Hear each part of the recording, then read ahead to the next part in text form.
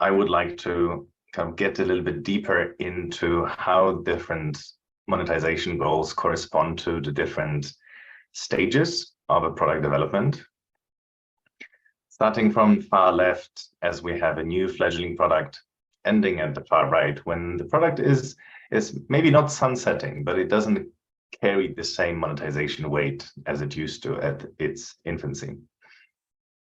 So starting with the new product, it's a new category. It's some like new functionality. Maybe you are kind of the leader of the market because it's a brand new kind of functionality that you're providing. Usually in those cases, very small, even one SKU lineup would be enough, because the goal is usually to get as much traction from the market as possible, right? The number of users is much more important at that stage than profit margin. So very simple lineup that is easy to sell online and through enterprise sales would definitely do the job here. It is the price point, then it will depend on the corporate strategy. Are we going kind of full out on taking over the market as quickly as possible? Or do we have the philosophy of more sustained growth where we want to be mindful of the profit margins? So as a good example here, you might have Netflix. At the very beginning, Netflix had just one option. It was $7.99 in the US, and it was allowing you access to the full catalog of features.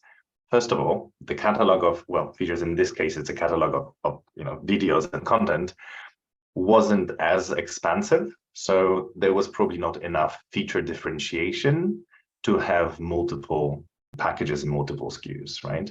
So that is often the case with SaaS products. There is not enough features to group them into different options. But then also what Netflix did is it's so cheap that basically nobody would say no to that.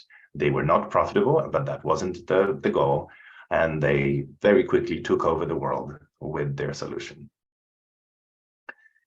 As we already have some customer base and we kind of lifted the product off the ground, then a little bit more differentiation happens. So new features being added at a very fast pace.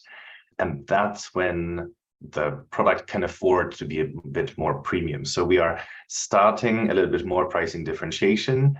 We move to the kind of multi-package lineup because we have the different features, some table stakes, some more premium, to get that kind of more complex pricing structure.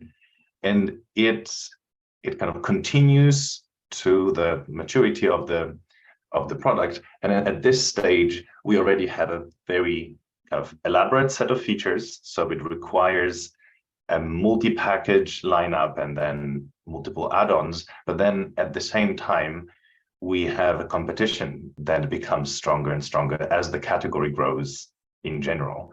So that is a very challenging time for a kind of monetization strategy, for a pricing strategy, because the lineup is at risk of becoming too complex, even for the enterprise sales. So there needs to be some conscious effort to simplify it. So all those bundling options and kind of maybe incorporating a few packages and merging them together are usually going to be the right idea.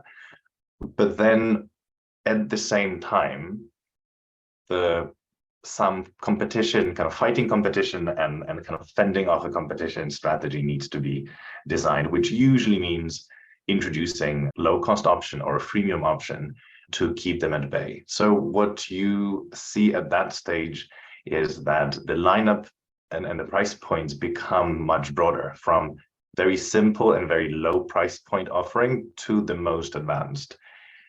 And that's hard, because at the same time, it's probably going to be multiple channels that are going to evolve. So we are selling the simple packages online, the more advanced offline.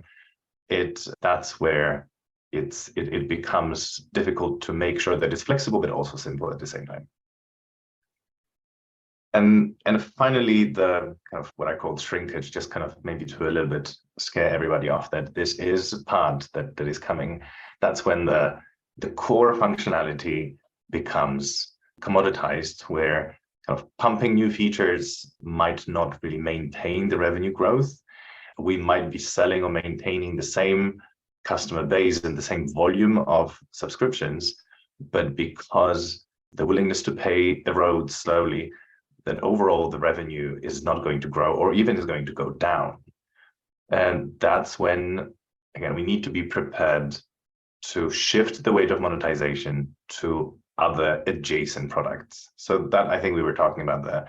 There's the DocuSign case where, the fact of signing a document remotely was very premium. Now it's kind of almost the willingness to pay dwindled to zero. Even though it's still very valuable functionality, the willingness to pay is very low because of the very fierce competition. The company needs to move the monetization focus to other adjacent products that are related and establish that cross-sell strategy. And that's the part that is kind of, again, goal changes. Cross-sell can be accomplished through a set of bundles or through kind of just a marketing tools like a feeding the new product funnel from the existing product prospects.